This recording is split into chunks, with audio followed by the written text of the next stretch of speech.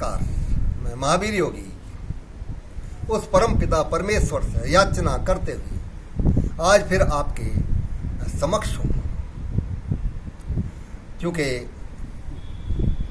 परम पिता परमेश्वर सर्वोपरि है। हे परम पिता परमेश्वर, हे प्रभु, हे दयालु, हे कृपालु, तू आ और हमारा कल्याण कर, मेरे परिवार का कल्याण कर, सर्व संसार का कल्याण कर।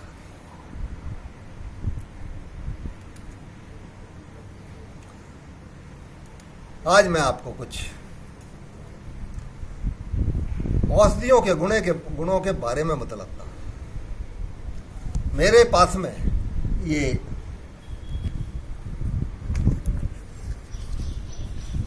बेल पत्थर है।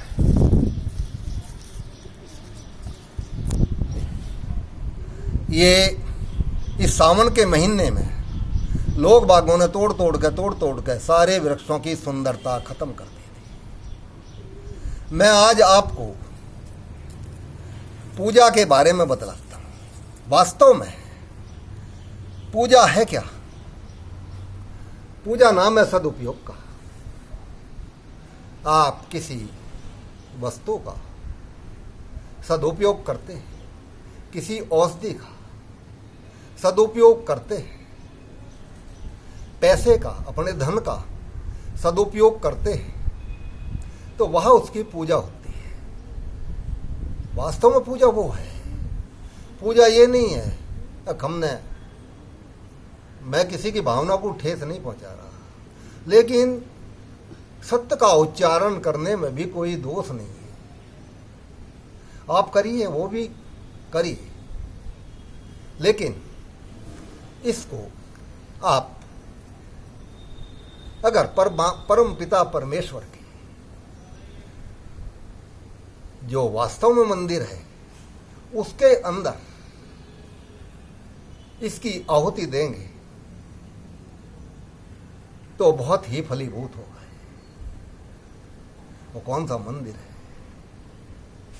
परमात्मा इस देह के अंदर, इस तन के अंदर स्वयं विराजमान है।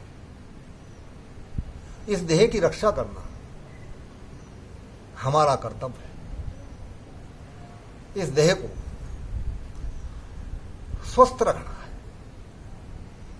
जिससे हम उस परम पिता परमेश्वर के आंगन में स्थिर हो जाए और उसका मिलान हम कर जाए। चेतना का चेतना से मिलान करने के लिए ये सब कार्य हमें करना पड़ता है। प्राणायाम के द्वारा, योगाभ्यास के द्वारा, योगासनों के द्वारा, इस शरीर को औषधियों के द्वारा इस शरीर को हमें हर हाल में स्वस्थ रखना है। तभी तो हमारी साधना हो पाएगी, तभी तो हम मुक्ति के द्वार तक पहुंचेंगे। हम श्रद्धामयी होकर बैठते हैं जब भी हम साधना में जाते हैं। ये औषधि है, इनका भी विचार के साथ मैं इन्हें उखेड़ के लाता हूं। भोर भुआ गायत्री मंत्र के द्वारा बोलता रहता हूं और उखेड़ता रहता हूं। अब ये बेल पत्थर क्या कार्य करती है? ये बेल पत्थर सर्वस्व तेजाब का विनाश कर देती है। जो शरीर के अंदर आपके कॉन्स्टिपेशन है वो रुकता रहता है, अनावश्यक चर्बी बढ़ती रहती है, उनको ये निकाल कर बाहर कर देती है।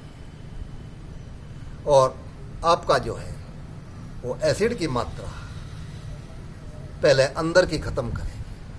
जब अंदर की खत्म हो जाती है तो सारी बॉडी की खत्म हो जाती है, जिसके फलस्वरूप आपका ये एक्जिमा, सोराइसिस, दाद, खाज, खुजली जो बहुत ही कष्टकारी होता है। मैंने बहुतों को देखा, नहीं गया लेकिन कारण से कारण को समझ गए। अगर उसको उस कारण को, जिस कारण की वजह से वो चीज हमें पनपी है, उस औषधि का जो है उसमें प्रयोग किया जाए तो वो आराम से फिर चली जाए। ये बेल पत्थर के अंदर गुण है इस तरह का। और ये आपका मेरे पास में है ये भूमि आंवला। इसकी पहचान है, इसके पत्ते बारीक बारीक पत्ते होते हैं। हमारे यहाँ एक ढैंचे का पौधा होता है, उससे मिलता जुलता होता है ये।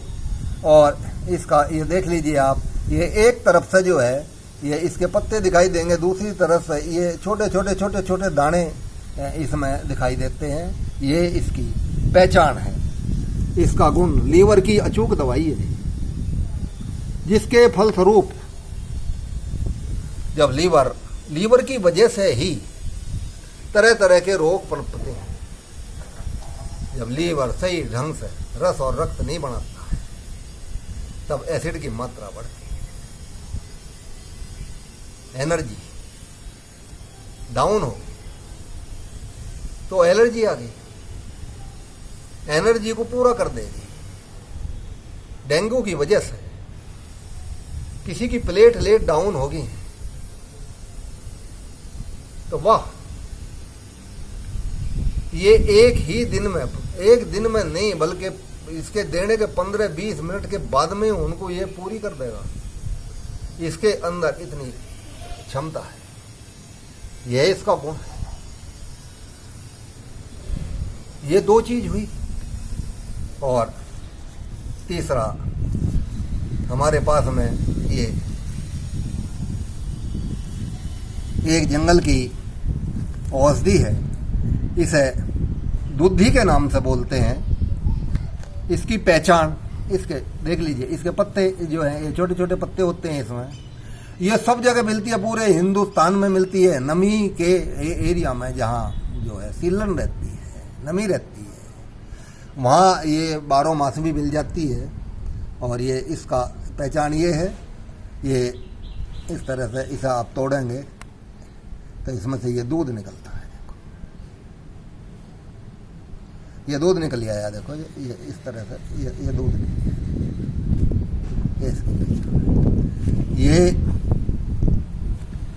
अब इसका कार्य है, ये अंदर का जो एसिड है, जो गर्मी बन गई थी उसे ये शांत करते हैं,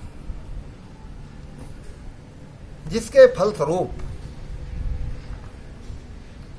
आपका के शरीर में जो व्याधि व्याप्त हुई थी, जो एसिड बन रहा था, अब उसकी समाप्ति होगी। समाप्ति होगी तो धीरे धीरे धीरे धीरे करके जो बॉडी के अंदर, ब्लड के अंदर जो एसिड प्रवेश कर जाता, उसकी भी समाप्ति हो जाएगी। और ये भयानक रोग, बवासीर, भगंदर, सोराइसिस, एक्जिमा, ये सब का ये 3 औषधियां खत्म कर देती हैं। अब मैं इनकी मात्रा बताता हूं। कम से कम 15-20 पत्ते बेल पत्थर के आप ले लीजिए, और ये 40 या 50 ग्राम के करीब दूधी ले लीजिए। 40-50 ग्राम ये ले लीजिए आप भूमि आंवला। इन तीनों का मिश्रण कर लीजिए, मिक्सी में मिश्रण कर लीजिए और थोड़ी देर में ही बारीक हो जाए। और उसके बाद में उसको वो जो पनीर बनाने वाला नतना होता है, नतना बोलते हैं, क्या बोलते हैं उसे, कपड़ा बोल देते हैं, चलिए वो कपड़ा होता है, उसके अंदर इसे डाल के अच्छी तरह से निचोड़ लीजिए, इसको फेंक दीजिए। और उसको जो है आप या तो सुबह सुबह खाली पेट पीना बहुत उत्तम है। अगर खाली पेट पीने में आपका कोई समय जो है नहीं सूट करता है, नहीं आपको अलाउ करता है, तो आप खाना खाने के 5 घंटे के बाद जब पेट खाली हो जा तो शाम के वक्त भी ले सकते हैं आप। लेकिन ये ध्यान रखना आपने बीच में कुछ खाया ना हो, और आप के अंदर इतने तक जरूर आप कुछ उसका थोड़ा परहेज रखना। मेरे कहने से तली भुनी चीज़ों का उन्हें दूर रखना। चाय, कॉफ़ी, कोल्ड ड्रिंक इनको भी थोड़ा सा अलग कर दीजिए, और इस दौरान कम से कम नमक और कम से कम मीठे का आप सेवन करिए। फिर देखना आपका मन ही नहीं करेगा बिल्कुल भी ये तली भुनी चीज़ खाने के लिए। ऐसा हो जाएगा अरे हम तो बहुत गलती कर रहे थे पहले से, अगर जो बहुत ज़्यादा तादाद में, वो कभी कभार की बात अलग है, आप खा लीजिए, मैं मना नहीं करता हूँ, लेकिन कुछ टाइम जरूर, कम से कम 1 महीने इन चीज़ों को दूर कर देना, आपका शरीर बिल्कुल स्वस्थ हो जाएगा। और मैं फिर परमात्मा याचना करते हुए अपनी वाणी को विराम देता हूँ। आप इसका अनुभव खुद भी कर जाएंगे। ओम शांति। आज के लिए इतना ही।